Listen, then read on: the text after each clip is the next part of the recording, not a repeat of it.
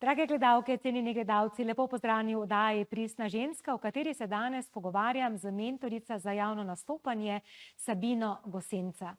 Sabina, zanima me tvoje mnenje. Ali je pristna ženska ženska, ki je vsem všeč? Absolutno ne. Zato, ker nikoli ne moremo biti vsem všeč in ugajati vsem je iluzija. Pristna ženska je po moje ženska, ki ve, kaj hoče, ki je notranje zadovoljna, tudi če ima kdaj slab dan, da si to upa priznati, da si enostavno reče, ok, danes ni moj dan, ali pa imam možnosti, da ga spremenim in dela vse v tej smeri, da to spremeni. Pristna ženska absolutno ni všeč vsem, ker smo si preveč različni med sabo, imamo različne želje in različne potrebe. Je pa pomembno, da je všeč sebi. Res je, se popolnoma strinjam s tabo in vesela bom, če boste z nama v oddaji Pristna ženska, ko bo Sabina delila z nami svoj svet, svoje zgodbe in svoje izkušnje.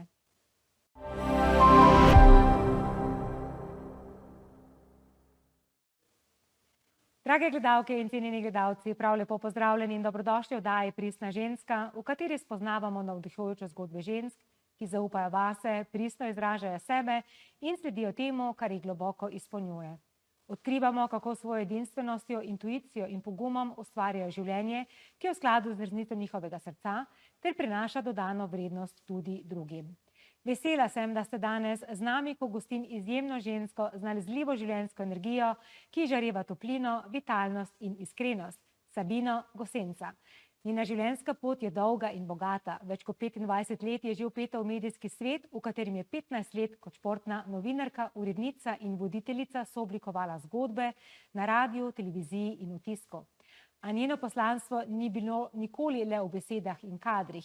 V sebi je čutila, da želi ljudi opolnomočiti, da bi znali samozavestno in pristno predstaviti sebe in svojo zgodbo.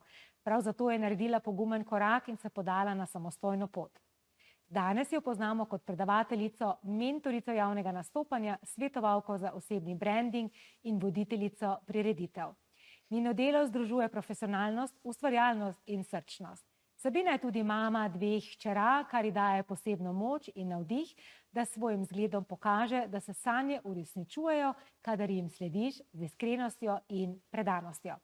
Njena zgodba je dokaz, da se življenje resnično začne, ko si dovoliš stopiti na pot, ki jo začuti tvoje srce. In prav zato sem zelo vesela, da je danes tukaj z menoj. Sabina, dobrodošla. Živjo, hvala ti, Suzi, za povabilo. Tudi tole je bilo fajn poslušati. Me veseli, saj si ga sama sestavila skozi svojo zgodbo. Ja, res, glede na to, kaj vse sem že počela v življenju in kaj še počnem, vse drži. Vse drži, ne? Tako. Ampak dajva začeti recimo pri tvojem otroštvu. Kako se ga spominjaš, kaj iz tistih dni nosiš še v svojem srcu? Vedno sem bila neka raziskovalka. Moja mami, ko jo vprašam, velikokrat pove, da me je vse zanimalo, pa zelo veliko sem govorila, kar še danes počnem, čeprav se učim tudi poslušati, ker vem, da je to pomembno v komunikaciji in odnosih. Kar si pa resnično, bom rekla, vsakič znova, ko se spominjam otroštva, postavim na prvo mesto, je pa ta igrivost in pa preprostost, kar želim še danes deliti s svetom, tudi kljub temu, da so tukaj družbena omrežja, ki jih takrat seveda, ko sem bila otrok, ni bilo. Je, kako je bilo fajn, ko jih ni bilo. O, ja. Je bilo zelo preprosto. Ampak kar je bilo najbolj zanimivo, vedno smo se našli ob pravi uri na pravem mestu, brez da bi se karkoli naprej dogovorili. Je bilo tako? Točno to. Ko smo se zmenili, da gremo v kino, točno smo vedeli, koliko časa imamo do tam peš, ker seveda smo večinoma hodili peš. Redko kdaj je kdo zamujal, ker zdaj se velikokrat zgodi, da kdo zamuja kljub mobilnim telefonom, pa ni bilo tistega, da se pokličeš pa rečeš, ej, kje si? Ja, ne, to smo Ker smo vedeli, na poti smo in pridemo takrat, ko smo dogovorjeni. Kaj si najrajši počela kot otrok? Že od nekdaj sem rada pisala, tako da pisanje je bila moja velika strast, brala, tako da besedni zaklad in knjige moja velika strast. Mama večkrat reče, da sem že kot, še ne v šoli, takrat smo bili v mali šoli pri 6 letih, mi je bil otroški oddelek novomeške knjižnice že premajhen, sem šla že pod knjige na drug oddelek. Recimo knjige 5 prijateljev sem prebrala na mah. Koliko jih je tam? Mislim, da je 25. Ja, ne vem zdaj več točno, ampak recimo, da tam okrog 20 je. Tako da ja, zelo rada sem brala, ampak to spet ne pomeni, da sem bila ves čas noter. Zelo veliko sem bila zunaj. Šport mi je bil vedno moj del življenja in pa po drugi strani ravno to pisanje in branje. Pisma sem ful veliko pisala. Saj, če bi bila samo noter, to sploh ne bi šlo skupaj za tvojo igrivo in iskrivo energijo. Ne. Kaj si želela postati, glede na to, da si bila rada in zunaj in rada si brala in pisala? A veš, to je zdaj tisto vprašanje, kaj si želel kot otroka. Zdaj, v istem obdobju, zdaj, ko sem mama, pa ko poslušam svojih hčerki, sta mi sigurno že, ta starejša bo 10, ta mlajša 6, rekli najmanj 5 različnih stvari. Zdaj, jaz se ne spomnim, kaj sem govorila, ko sem bila recimo v prvi triadi ali pa prvih letih osnovne šole. Vem pa, da sem že zelo zgodaj izrazila eno jasno željo in namen. Že ob koncu osnovne šole sem rekla, jaz bom športna novinarka. To je bila pa jasno izražena želja in tudi vedela sem na nek način, kljub temu, da seveda nisem imela nobenih vez in poznanstev takrat, da nekako bom pa že prišla do tega, da bom pisala članke, hodila na tekme in poročala o dosežkih naših športov. Kako se je začela potem ta pot? Zelo zanimivo spet je to, jaz sem veliko hodila z očetom na takrat odbojkarske tekme v Novem mestu, sem pač rojena v Novem mestu in tam preživljala svoje otroštvo. Mestno dekle, veliko se je dogajalo že takrat in šport je bil vedno popularen. In ko sem jaz hodila na te tekme, sem seveda začutila ta duh navijaštva, željo po zmagi, veselila se z uspehi naših športnikov, da ne govorim o tem, kako smo vsi takrat navijali pred televizijskimi ekrani za naše, ne vem, smučarje, smučarke, pa recimo sama ne smučam, ampak ja, to je slovenski nacionalni šport. In takrat sem pa v bistvu potem kasneje že, ko sem končala gimnazijo, ko sem šla študirati na fakulteto za družbene vede, vmes se je pa pač pojavil oglas na televiziji Vaš kanal v Novem mestu, da iščejo nove sodelavce. In zanimivo je to, da velikokrat, sploh enega kolega se spomnim, je rekel, ti si zihar od kakšnega direktorja hči, da si prišla na televizijo in pač dobila svojo oddajo.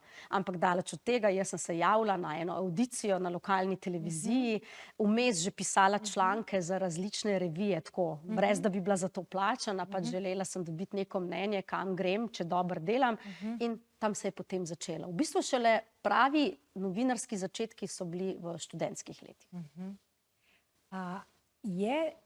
Glede na to, da se sliši zdaj to tako res tako tekoče, tako iskrivo, radovedno in igrivo, se je vseeno zgodila kakšna situacija v tvojem življenju, ki je imela velik vpliv nate, ki te je preoblikovala? Zdaj, če gledava samo na novinarstvo, mi je zelo zanimivo, da mi je, takrat je bil še čas, ko smo na radijske postaje klicali za glasbene želje. In itak meni je bilo to brez problemov, jaz sem rada poslušala svoj glas, na takšen način sem se tudi zelo veliko naučila o sebi in analizirala svoje delo in sem si ful želela delati na radiju. Takrat nisem še niti na televiziji delala in se spomnim, da mi je takrat voditeljica na radiju rekla, da sem ful energična pa ful zagnana, ampak da enostavno imam preveč sičnike pa šumnike. Se pravi, kakor da bi imela, tako kot imajo nekateri R kot govorno napako, da je meni pred mikrofonom S in Š slišati preveč. In da zelo težko, da bom jaz delala na radiju kot radijska voditeljica ali napovedovalka. In to me je mogoče v tistem trenutku malo potrlo, ampak jaz sem potem, ko sem dobila priložnost se učiti, ko sem že imela tudi retoriko in treninge, videla, da tukaj zame ni ovir. Tako da iz vidika novinarstva ni bilo nobene take hujše zavrnitve ali pa lekcije. Če pa me vprašaš o življenju, je bila pa po nekaj letih dela v novinarstvu, ko je novinarstvo res že postalo moj način življenja in sem bila razpeta na vse konce in kraje od jutra do večera, seveda takrat pri 20, 22, 23 letih mi ni nič manjkalo. Takrat je pa kot strela z jasnega udarila diagnoza in če zdaj želiš, ti lahko, evo, to povem, kaj je v bistvu ta diagnoza bila. Kožni rak pri 25 letih. To mi je pa v marsičem spremenilo potem. Razmišljanje o življenju, o tem, kaj si želim delati, kdo sem in kam v bistvu grem s tem načinom življenja, ki mi ga je po eni strani novinarstvo, športno novinarstvo me je osrečevalo, izpopolnjevalo.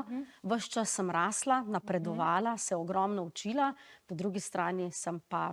Danes bi rekli, da sem izgorela na pol, to bi takrat se o tem nekaj govorilo. Stop znak, tako. Zagotovo je bil stop znak. Tako. In kaj si naredila? V bistvu To je ena taka zgodba, za katero zdaj ne želim preveč pogrevati, čeprav rada o njej javno govorim, sploh takrat, ko pridejo predpoletni meseci, ko se ozavešča o kožnem raku oziroma o varnem sončenju. Kaj sem jaz naredila? Ja, v bistvu meni je bilo tako pravočasno vse skupaj odkrito, tako da sem pač imela za svoj 25. rojstni dan, sem bila sprejeta v bolnišnico, dan zatem operirana, da so mi na hrbtu odstranili to znamenje. In kaj se je potem zgodilo, da sem jaz v bistvu brez nekih dodatnih terapij, ker sem bila vitalna, zdrava, mlad organizem, zgolj začela samo razmišljati o tem, kako spremenim svoj način življenja, razmišljanje o sebi, hvaležnost seveda je postala čedalje bolj pomembna nad tem, kdo sem, zakaj sem tukaj, zakaj je bilo to odkrito pravočasno. In še danes, ko je od tega že več kot 20 let, si rečem hvala za vse to. Hvala mami, ki si mi pravočasno znamenje, ko mi je mazala z losjonom po hrbtu, posumila, da je nekaj narobe, in potem seveda vse, kar se tiče medicine, da je šlo pravočasno naprej, da je bilo vse urigirano. In mi smo veseli, da taka iskrica še vedno med nami. Hvala. Bova naredila en kratek odmor in sva čez nekaj trenutkov nazaj.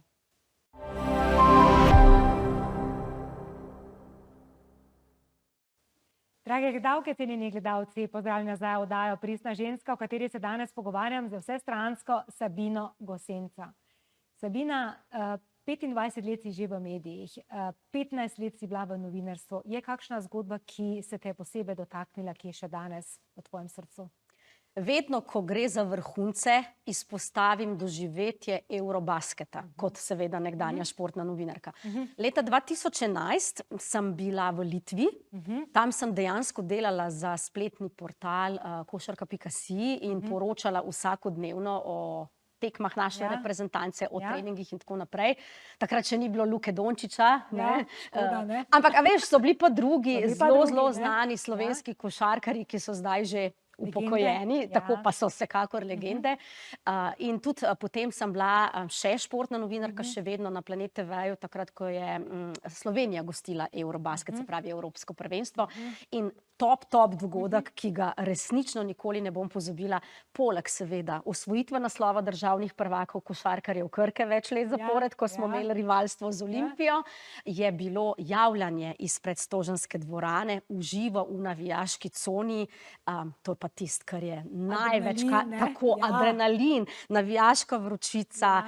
Pustimo zdaj, da tisto Evropsko prvenstvo za našo reprezentanco ni bilo najbolj uspešno v smislu osvajanja medalj, ampak jaz kot novinarka sem pa uživala v javljanju v živo, v občudovanju vsega tega, kar se dogaja. Energiji, ki se dogaja, to mora biti res nepopisen dogodek in občutek. Kako to, da si se potem odločila, da greš pa na samostojno pot? V bistvu se je vse skupaj spremenilo, ko sem prišla čez 30-ko.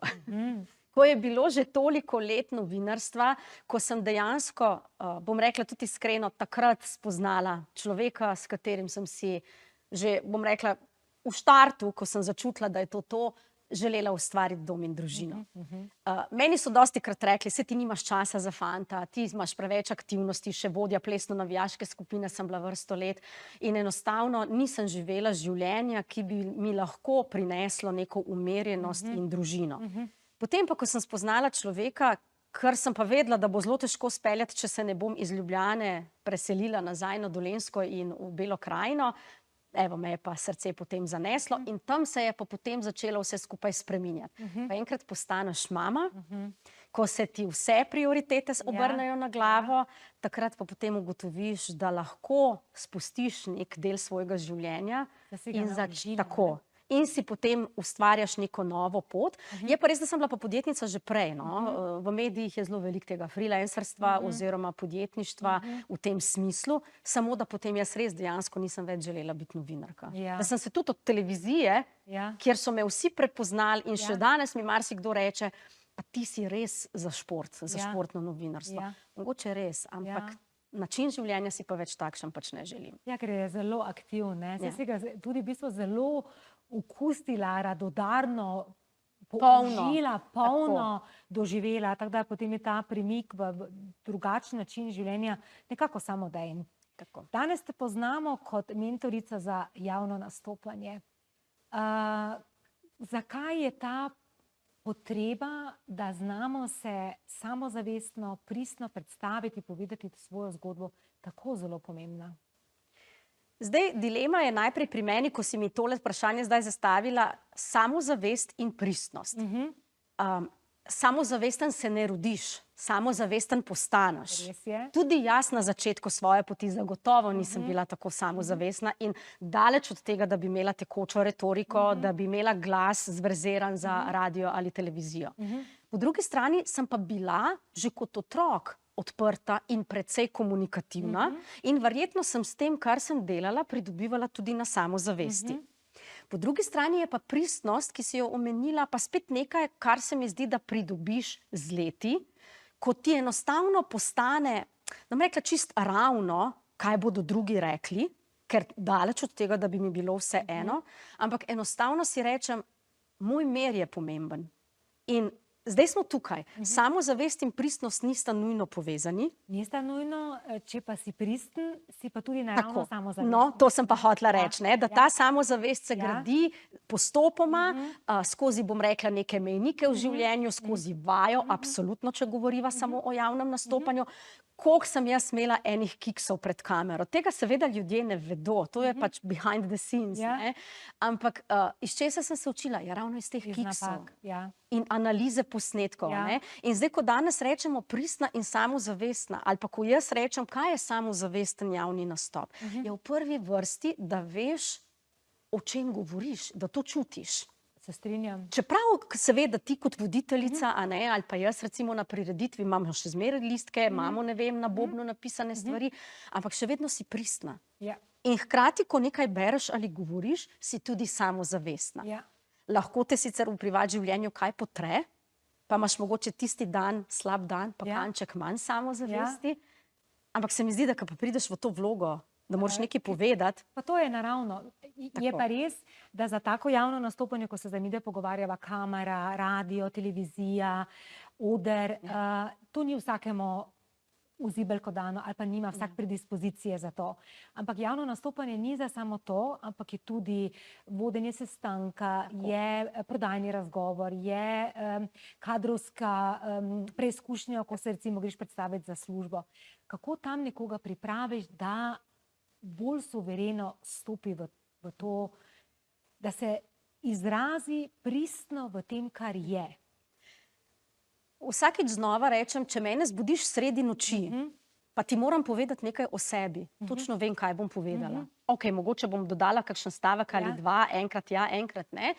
Ampak če ti greš na neko pot, ali je to nek razgovor, ali je to vodenje nekega sestanka, potem je fajn, da veš, o čem govoriš, da to resnično čutiš, da se na to pripraviš. Jaz seveda se ne pripravljam, da imam zdaj v glavi 3 stavke, to pa to vedno povem o sebi in o svojem delu, ampak ker to vsakodnevno živim, to lažje tudi povem. In enako velja zdaj, razgovor za delo je tukaj res specifika. Tukaj so pač te stvari, kakšno je delovno mesto, koliko imaš ti že izkušenj, ali si se pozanimal kaj o tem podjetju na razgovor, kamor greš. Po drugi strani, pa kamorkoli gremo javno nastopati, kakršenkoli video damo na družbena omrežja, pogovor s trgovko v trgovini, na nekem uradu. Vsaka interakcija je javno nastopanje in pove o tebi veliko. In jaz se potem vedno vprašam, kaj si bodo, ne me narobe razumeti, kaj si bodo ljudje mislili o sebi, ampak o meni, ampak kakšen vtis bom pustila? Ali bom pozitivno nastrojena, ali bom negativno? Ali bom povedala nekaj, kar je del mene, pa se ne bom spuščala v neke polemike, neke prepire, sploh pa ne v kakršne koli etnične, rasne, verske, tako razlike, ampak bom enostavno vsakemu človeku podelila svoj nasmeh, mu zaželela lep dan, vse dobro, rekla prosim, rekla hvala, osnove komunikacije. In ko postane to del tebe, in pri meni absolutno je, ker vem, da sem tudi zgled svojima hčerkama, čeprav znam tudi zakričati kdaj, pa povzdigniti glas, no grdih besed pred njima ne govorim. Ampak ja, vse to, kako se mi zdi, potem prepletaš skozi vsakodnevno življenje. Kako se torej potem takem ti pripraviš za javni nastop? Zdaj si že kar nekaj kamenčkov si že nakazala, ampak dajva narediti povzetek, kako se ti pripraviš za javni nastop. Absolutno, da govorim o nečem, kar mi je blizu. Da si naredim nek tekst, neke oporne točke. Če je to govor na neki prireditvi, potem moram vedeti časovnico. Se pravi, da ne bom predolga, da ne bom prekratka. Potem je druga stvar, da to na glas preberem. Pa 2-krat, 3-krat, 4-krat. Če sem voditeljica prireditve, vezni tekst, scenosled dogodka, usklajevanje z organizatorjem prireditve oziroma dogodka, vse to poteka že več tednov ali več dni prej. In ko jaz pišem nek tekst, kako bom začela, ga potem večkrat na glas preberem. Potem pa, in to je pač priprava, ne? Potem je pa potem tiste malenkosti, ki so pa še voda, absolutno, ne, tisti dan, absolutno. Da si hidriran, ne?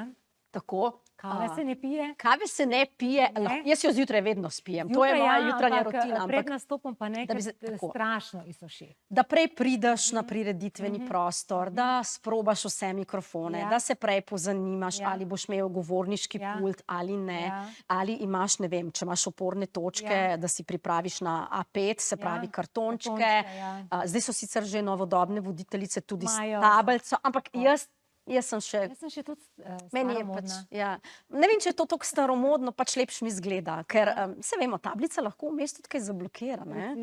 In jaz si pol ne predstavljam, da bi tam nekaj scrollala, pa iskala nek gumbek, kako zdaj pride do svojega besedila, rezervnih kartončkov pa tudi ne bi imela v rokah. Tako da še zmeraj je to bolj varno. Vadiš? Šolanje, seveda, jaz sem tudi imela veliko šolanja, veliko retorike z znanimi slovenskimi eksperti na tem področju. Ampak to je bilo vse v procesu dela na televiziji oziroma radiju. Zdaj pa seveda vadim. Mislim, jaz si tekst preberem, ne pretiravam, če rečem minimalno 5-krat. In tudi, ko je nek začetek prireditve, če je to potem, da jo vodim, nikoli nimam vseh listkov pri sebi, vedno samo enega ali 2 do naslednje, ne vem, glasbene točke in potem med glasbeno točko že berem tekst naprej. Tale tehnična priprava je tudi zelo pomembna. Kakšen bo moj mikrofon, a bo na glavni, ali ga bom imela v rokah, ali bo tam res govorniški pult, če pač imam nek govor. Tako da ta priprava je zelo pomembna. In zdaj to ni ena stvar v pripravi, ampak jih je ogromno. Pa še ena psihološka zadeva, vizualizacija. Meni zelo prav pride. Se strinjam, jaz vedno pridem prej, da tudi si oder, da sem na odru, da ga začutim, da malo vidiš razdalje, da vidiš razdalje do publike in podobne stvari. Zakaj na te stvari poudarjam? Zato, ker vedno ljudje mislijo, da to, kar vsakemu dano, to je delo, to je priprava, to je služba. To je, tudi če se to ne vidi, ti se moraš doma zelo dobro pripraviti, da potem to steče na odru tako lahkotno, kot da ni nobene priprave od zadaj. Pa saj mislim, da večina ljudi sklepa, da to ni bilo že od rojstva. Tisti, ki me poznajo tako ali tako, vedo, koliko jaz vlagam v to, koliko mi je pomembno izobraževanje, kako jaz ves čas tudi samo sebe, tudi določene videe, ki jih delim na družbenih omrežjih, daleč od tega, da bi bili vsi popolni, tudi daleč od tega, da bi bila jaz vse povsod sama sebi všeč, ampak vseeno objavim.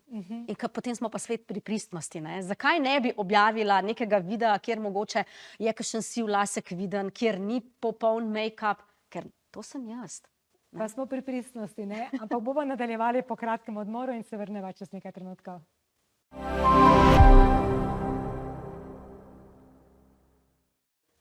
Pozdravljene, drage gledalke, cenjeni gledalci, nazaj v oddajo Pristna ženska, v kateri se danes pogovarjam z mentorico za javno nastopanje Sabino Gosenca. Sabina, kako ti v tem digitalnem svetu, poln filtrov, ohraniš svojo pristnost? Malo smo že načele v prejšnjem delu najinega pogovora, daš tudi videoposnetek, tudi če si nisi najbolj všeč. Ja, ta pristnost mi je čedalje bolj pomembna. Sploh mogoče zato, ker sem v tem medijskem svetu videla, kaj pomeni. Ok, se strinjam, radi imamo lepo urejene voditeljice. Maska na televiziji naredi ogromno, vizažistke so vrhunske. Mislim, kakšne lepotice vedno izpademo, pravzaprav kamorkoli pridemo. Saj smo. Ja, v bistvu to, a se res počutimo ali Ja. ne. In evo, potem je pa Ja. to. Zakaj jaz to delim? Zato, ker če jaz pišem, če jaz govorim o tem, kako mi je avtentičnost pomembna, če jaz predavam na delavnicah javnega nastopanja o tem, da bodimo to, kar smo, da ne se pretvarjati, da smo nekdo drug, ker s tem tudi naš javni nastop ni tako samozavesten, potem tudi jaz ne morem biti vedno samo z nekimi filtri, oziroma jaz jih načeloma sploh ne uporabljam. Jaz jih tudi ne uporabljam. Vem, da lepš zgleda, vem, tudi ker delam pač kot upravljalka vsebin na družbenih omrežjih, da bi bilo super, če bi skozi uporabljala neke filtre, ampak enostavno si rečem ne, ker želim, da me ljudje začutijo. Ja. In potem seveda spet pridemo do tega, da nikoli ne bomo vsem všeč. Ampak, ko se zjutraj zbudi še tako perfekten make-up, ki ga imaš na neki prireditvi, v neki oddaji, a ga imaš zjutraj tudi.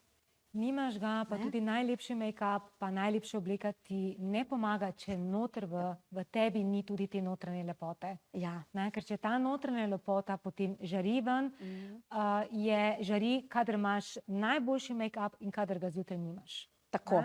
Pa spet ne, kaj je najlepši modni dodatek? Nasmeh na obrazu in iskrice v očeh. Točno to. In iskrice v očeh so običajno takrat, ko imaš okrog sebe ljudi, ki te polnijo z energijo, ko delaš tisto, kar imaš res rad, in to je to. Je to tvoj način, kako ohranjaš svojo iskrivo in vitalno energijo? Ja, absolutno. Ker športa malo premalo. Priznam. Zdaj bom rekla, tudi izgovorov ne iščem v hčerkicah, ker pač sta bile toliko mlajše v preteklih letih, da sem se bolj temu posvečala. Zdaj spet prihaja malo več časa tudi zame. In ker mi je šport zelo pomemben, se vračam tudi k tej svoji pristnosti v tem smislu, ampak po drugi strani nočem iskati izgovorov. Ne bi si želela reči, da je bil razlog za to, da v zadnjih letih pa nisem bila, ne vem, 4-krat na teden športno aktivna, tako kot prej, ko sem bila 5-krat, 6-krat na teden športno aktivna, da je razlog družina. Ker mislim, prioriteta je bila drugačna. Točno to, samo prioriteta. Zato, ker kot mama, vloga mame je pomembna, ne traja, bom rekla, ta najbolj sladki del je omejen, saj si potem mama do konca življenja, ampak ta najbolj sladki del je omejen in ga moreš takrat popivnati, tako kot si novinarstvo popivnala do konca, tako moraš tudi vlogo mame popivnati do konca. Bom. Kaj želiš svojim hčeram predati? Ključne lastnosti, vrline, pristne ženske, ki jim želiš, da jih nesejo s seboj v odraslo življenje? Vsak večer po branju pravljic imamo pogovore o hvaležnosti. Moji hčerki zelo dobro veste, da če gremo skupaj vse tri v posteljo, po branju pravljic sledi pogovor o tem, kaj je bilo danes lepega, oziroma zakaj smo lahko hvaležni. Tako da ta občutek hvaležnosti, včasih za malenkosti, včasih za res stvari, ki so nam samoumevne, jih tudi na glas povemo. In potem seveda najprej oni dve povesta, potem pa jaz, in ta občutek, da bodimo tukaj in zdaj hvaležni za to, kar imamo, da smo zdravi, da se imamo radi, da smo svobodni, da živimo skupaj, da imamo toplo posteljo, stvari, ki so nam samoumevne, pa njima dvema želim takoj povedati, ni to popolnoma samoumevno. Ni, ne. In drugo, kar ima, velikokrat rečem, kar poveš o drugih, veliko pove o tebi. Največ pove o tebi, ne? Zato pustimo telefone, družbena omrežja. Moji dve zelo dobro veste, kaj jaz počnem, in imamo tukaj zelo razčiščene zadeve, da ne igram igric na telefonu, rada berem, spodbujam tudi njiju k temu in imam srečo, obe sta navdušeni bralki, igralki v narekovajih, pevki, glasbenici, multipraktiki sta lepo kom. Ampak ja, predvsem to. Predvsem hvaležnost. Hvaležnost pa spodbujati druge in ne govoriti o drugih nekaj, kar ne želiš, da bi drugi govorili o tebi. Se strinjam, in ta gojenje te lepe prakse hvaležnosti je tako bogato seme, zato ker ti tudi, ker v življenju ni vedno vse samo v rožicah, pridajo preizkušnje. In ta ritual hvaležnosti, če ga znaš ti potem v težkih preizkušnjah najti eno stvar, za katero si lahko hvaležen, pa naslednji dan spet eno stvar, je to tista zrna, ki te potem peljejo lahko ven tudi iz nekih težjih preizkušenj. Da znaš biti res hvaležen in v vsaki stvari najti nekaj dobrega. In to je super, super ritual. Mali koraki za velike zmage. In pa mogoče ena stvar, ki sem pa res še pozabila, je pa tudi to, da s tem, kar jaz počnem, ves čas njima tudi sporočam. Tudi če ne gresta na pot glasbenice ali ustvarjalke ali ne vem, novinarke, televizijske voditeljice, karkoli, samo da boste to imeli radi. Da boste to počeli srčno in predano. Samo to. Kaj bi svetovala nekomu, ki se šele uči javnega nastopanja, recimo tvoje hčere ali pa mladi ljudje ali pa kdorkoli, ki se želi boljše znajti v tem javnem nastopanju? V okviru svojega projekta, ki sem ga v bistvu lani začela, Komunikacijski kompas, učim prav to, da vsakdo lahko začne, če se za to odloči, če ve, kam bi si želel v življenju iti in da lahko napreduje z majhnimi koraki. Spet, javno nastopanje si marsikdo razlaga preširoko. Marsikdo bo rekel, pa jaz si ne želim delati na televiziji, pa jaz nimam nobene potrebe po tem, da imam mikrofon v rokah na nekih prireditvah, da me poslušajo ljudje. Ampak prej ali slej v karieri prideš do točke, ko je treba pred ljudmi nekaj povedati. Ali imaš kakšen jubilej, ali imaš vlogo v neki firmi, kjer je treba neke sestanke voditi, ali imaš neko predstavitev nekega projekta, ali pa tako, kot sem prej rekla, delamo svojo osebno znamko na ulici, na uradu, na pošti, kakorkoli. In ko pridemo do tega javnega nastopanja, kako začeti, je točno s tem, da sami sebi rečemo, bodimo zgled drugim. Naj naše besede odražajo našo energijo. A si želimo slabo energijo širiti, a si želimo dobro energijo? A si želimo, da bodo ljudje, ko nas bodo začutili, ko bodo se z nami pogovarjali, rekli, ful ti hvala, polepšala si mi dan. Meni tudi dostikrat rečejo, ti si pa vedno polna energije. Ja ne, ni tako, da nisem. Krvava sem pod kožo. Ampak to je moč osebne energije. Tako. Delam ves čas na sebi, učim se in vsak dan znova grem v nov dan z zavedanjem, da lahko naredim nekaj za lepši in boljši jutri. In to se mi zdi, da je tudi pri javnem nastopanju pomembno. Res je. Pustimo potem retoriko, pa ne vem, kako držati mikrofon. To so potem treningi, to je vaja, to je tehnični del. Gre najprej za to, da vse izhaja iz nas samih in odnos do sebe. In se zjutraj odločimo, kako bomo začeli svoj dan. Imaš kakšen poseben ritual? Razen večernega za hčerami zahvala, imaš zjutraj kakšen poseben ritual, da te prižge za nov dan? Rada bi rekla, da je to vsakodnevni jutranji ritual, pa žal ni, ampak večinoma jutranji pilates mi zelo veliko pomaga pri boljšem počutju. Ni vedno to prva, druga, tretja stvar, je pa skoraj da vsak dan, preden začnem z delovnimi obveznostmi. Ker sem samostojna podjetnica, sama svoj šef, dostikrat temu SP-ju rečem svobodna ptica. Ravno zato, da če začutim danes občutek, ko pospremim hčerki v šolo, da grem raje na sprehod v naravo, bom to naredila. Tam je sigurno kakšna klopca ali pa drevored, kjer jaz lahko malo poskokov naredim, kjer se pretegnem, kjer zadiham svež zrak, nimam nobenih slušalk, nobenih telefonov, razen če imam s sabo telefon, pa pol posnamem kak video kasneje, ampak to. Tako da moji jutranji rituali, tudi kava ni vedno na prvem mestu, čeprav je del mojega jutranjega prebujanja, predvsem to, stik s sabo. Tudi samo minutka na balkonu, en pretek, roke gor, to je to. Temu 15 let nazaj ne bi rekla, da je to del mojega vsakdanjega življenja. Zadnjih 5, 6, 7 let pa kar je. Dobimo malo ženske na modrosti z leti in prepoznamo ta dar negovanja sebe, stika s seboj, intuicije, modrosti, ustavice in 5 minut zadihati brez slabe vesti. In občutek piti kavo, ko ne delaš nič zraven.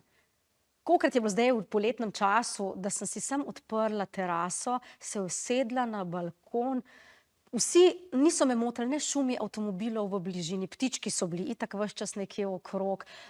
Samo to, da diham ta zrak, da slišim naravo, če grem pa kam tako v naravo, potem pa itak, a ne. Pa včasih nisem bila, včasih sem tudi jaz podcaste poslušala, zdaj že med vožnjo velikokrat, v tišini.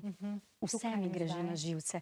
Preveč je vseh teh informacij, sploh ko si vsakodnevno vpet v delo na družbenih omrežjih, v komunikacijo z ljudmi, sem najbolj srečna, ko sem sama s sabo. In je to tudi ena spretnost, ki se jo lahko naučimo, da se sami zavestno odklopimo od zunanjega sveta. Par minut na dan. Par minut Ne na rabimo dan, veliko. točno to. Ja. Kaj bi želela sporočiti našim gledalkam in gledalcem za konec tvoje zaključno sporočila? Tako tebi, kot gledalcem in gledalkam bom rekla, življenje je eno samo in treba ga je živeti tu in zdaj. Slogan, kateremu spremljam, kateremu sledim celo življenje, je misel knjižne avtorice, uspešnice, je imela ogromno, Louise L. Hay, kar dam v življenju, se povrne. Odločila sem se, da bom dala ljubezen. In rada dajem ljubezen, rada sem prijazna in bodite takšni čim večkrat tudi vi. Nimam ti kaj dodati, Sabina. Najlepša hvala, da si bila danes moja gostja, da si nas popeljala v svoj svet, v svojo zgodbo. Res si dokaz pristne, živahne, vitalne energije, ki se pretoči tako v tvoje osebno kot v tvoje profesionalno življenje in ostani taka vžigalica še naprej. Hvala, da si bila danes z mano. Hvala tebi, bom rekla tudi enako. Sej zato pa se najdemo ljudje prej ali slej, ki imamo, bom rekla, pravo energijo, dobro energijo, kjer se lahko naše poti prepletajo na takšen ali drugačen način. In verjamem, da boš tudi ti v tej svoji oddaji Pristna ženska gostila še zelo veliko zanimivih gosti in gostov. Najlepša hvala, Sabina. Prosim. Hvala lepa tudi vam, drage gledalke in gledalci, da ste bili danes z nami in smo skupaj odkrivali, kako se pogum slediti sebi odpre v ustvarjalno pot, polno žara in zanosa. Se vidimo v naslednji epizodi oddaje Pristna ženska.